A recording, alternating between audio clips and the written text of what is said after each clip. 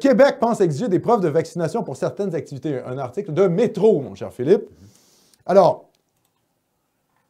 se rendre au Centre Bell, prendre l'avion, aller au cinéma. Toutes ces activités pourraient nécessiter une preuve de vaccination dans le futur. En tout cas, Québec a admis mercredi être en train de regarder les options pour mettre ça en place. La ministre de la Santé en Ontario, Christine Elliott, évidemment, en anglaise, a indiqué cette semaine que des preuves de vaccination pourraient être exigées pour pouvoir aller au travail, voyager ou visiter les théâtres et cinémas. Est-ce que Québec considère d'instaurer de telles mesures ici aussi? On a demandé à la santé publique de regarder ce qui se fait ailleurs pour être capable d'avoir cette information-là le plus rapidement possible, a répondu mercredi le ministre de la Santé du Québec, Christian Dubé, qui n'a aucune formation en médecine. Christian Dubé, c'est un économiste, si je ne me trompe pas. Aucune formation en médecine. Le gars, ne connaît rien à ça. Bref. On a déjà au Québec un carnet de santé, en effet. Mais l'enjeu ici est plutôt d'être capable de montrer qu'on a été vacciné, que ce soit pour prendre un vol ou entrer au Centre Bell, dit le ministre Christian Dubé. Selon M. Dubé, le gouvernement caquiste aurait même reçu beaucoup de demandes de la part d'entreprises québécoises en ce sens. Oui, on peut en douter. Hein. On a demandé à la santé publique de regarder ce qui se fait ailleurs pour être capable d'avoir cette information-là le plus rapidement possible. A répondu mercredi le ministre, OK. On a déjà... Bon, OK, ça se répète. Alors, c'est ce qu'on est en train de regarder pour mettre ça en place, a-t-il ajouté, avant d'admettre que certains enjeux éthiques, entre guillemets, existaient. Obliger la vaccination, point d'interrogation, c'est possible, comme le stipule l'article 123 de la loi sur la santé publique. Et oui, vous pouvez aller voir cette loi, l'article 123 de la loi sur la santé publique, et en cas d'épidémie, en fait, si l'état d'urgence sanitaire est déclaré, le gouvernement peut forcer la vaccination de la population. Moi, je ne pense pas qu'ils vont aller vers ça parce que le coût politique serait trop grand, il y aurait trop de résistance.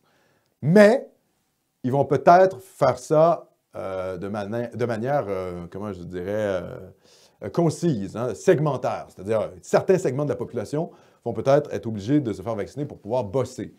Ça, c'est possible. Selon cet article, je continue la lecture.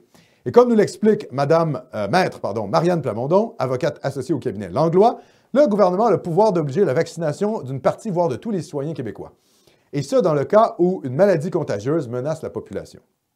Cela dit, pour ce faire, Québec doit remplir certaines obligations, note à Métro l'avocate, dont celle de rendre disponibles les vaccins nécessaires et de s'assurer que les services de santé requis pour se faire vacciner sont offerts. En d'autres termes, tant qu'il n'y aura pas assez de doses de vaccins pour l'ensemble des Québécois, ni assez d'infirmiers ou d'infirmières pour les administrer, impossible pour le gouvernement de rendre la vaccination obligatoire. Dans cette option, un juge de la Cour du Québec ou des cours municipales de Montréal, Laval ou Québec a le droit d'obliger une personne à se faire vacciner, voire à être conduite à un endroit précis pour y être vaccinée. Ça, c'est la loi. Mais il faut que le nombre de vaccins soit suffisant pour l'ensemble de la population. Bon, dans notre contexte où la vaccination n'est pas obligatoire, rien n'interdit toutefois les entreprises privées d'exiger une preuve de vaccination. Techniquement, oui, elles ont le pouvoir de le faire, explique le criminaliste Maître Jean Dury. Mais il faut prévoir beaucoup de résistance de la population. Par exemple, ceux qui refusent de se faire vacciner pourraient falsifier les documents de preuve ou se tourner vers les tribunaux. Fin de citation. Cependant, l'avocat Maître Julius Gray, ça, c'est pas un ami, hein? Julius Gray, c'est anti-loi 101, droit individuel, etc. Pénible, très pénible cet homme. Contre la loi 21 aussi, tout ça. Bon, enfin, l'avocat Matt Julius Gray, spécialisé dans les questions de liberté individuelle, croit qu'ils auront peu de chances de l'emporter devant une cour. Leur conviction d'avoir le droit à la liberté peut-elle prévaloir au droit à la vie et à la sécurité des autres garantie par la Charte? Il y aura une bataille qui n'est pas farfelue, mais les anti-vaccins vont la perdre. Ça, c'est ce que dit Gray. Il dit que la liberté ne va pas prévaloir devant le droit à la vie et à la sécurité des autres personnes garanties par la Charte. Sur ce point, Maître Marianne Plamondon nuance. Deux avis, vous avez le droit, hein, c'est pas mathématique. C'est plus compliqué que ça. Ça dépend des jugements, surtout avec le common law britannique, là, c'est insupportable. S'il est effectivement possible qu'un employeur exige une preuve de vaccination, il devra toutefois prouver qu'il existe une exigence professionnelle justifiée en s'appuyant sur l'article 20 de la Charte québécoise. Si l'employeur démontre que les coûts financiers liés à des cas de COVID-19 ont été faramineux et ont eu des conséquences désastreuses, alors oui, il pourra exiger qu'un employé soit vacciné, Maître Marianne Plamondon. Donc, vous imaginez ce que ça veut dire? On s'en va vers des combats judiciaires qui vont prendre des années, en fait. Je veux dire, si vous contestez votre vaccination parce que votre employeur veut vous faire vacciner, ça peut prendre des années. Donc, on s'en va vers la guerre judiciaire. Donc, ça serait la réponse que je donnerais à M. Simon, qui veut que Nomos dure pour 1000 ans. Il semble, en tout cas, y avoir une sorte de cause. En tout cas, il semble y avoir une cause dans certains domaines. Après, il faut voir quelle sera l'interprétation des juges, qui, d'après moi, pour ce coup-ci, risque d'être plutôt en faveur du gouvernement plutôt que des citoyens. C'est ce que je crois. Évidemment, il y a un truc qui pourrait être brillant pour les gens qui ne veulent pas se faire vacciner, c'est utiliser peut-être l'argument religieux. Hein? Votre liberté religieuse de faire en sorte que vous ne voulez pas vous faire vacciner. Parce qu'on sait au Canada, hein? On ne peut pas empêcher des Sikhs qui portent des couteaux d'aller dans les écoles. Bon, hein, parce que c'est la croyance sincère des fondamentalistes sikhs. Bon, rendu là, est-ce qu'on peut peut-être réussir à ne pas être vacciné en passant par la croyance religieuse? Encore là, il va falloir que ce soit une croyance religieuse sincère. Qu'est-ce qui préjuge de la sincérité? C'est compliqué, là. Donc, je ne suis pas absolument sûr que c'est une bataille qui peut être gagnée, mais c'est une bataille qui peut être menée, ça c'est clair, et qui, d'après moi, va être menée. Et je vous garantis, il va y avoir des groupes religieux, notamment chrétiens, peut-être même évangéliques au Canada anglais, ils vont se battre. Alors, je vous garantis. Il y a de l'argent qui va venir de l'Ouest canadien, parce qu'il y a des millionnaires et même des milliardaires évangélistes canadiens-anglais qui vont financer les groupes dans les prairies, peut-être même en Ontario, pour combattre ce lobby-là. Au Québec, il faut voir comment ça s'organise. Et encore une fois, hein, on peut dépenser des milliers et des milliers de dollars pour avoir un avocat et perdre sa cause. Donc, voilà.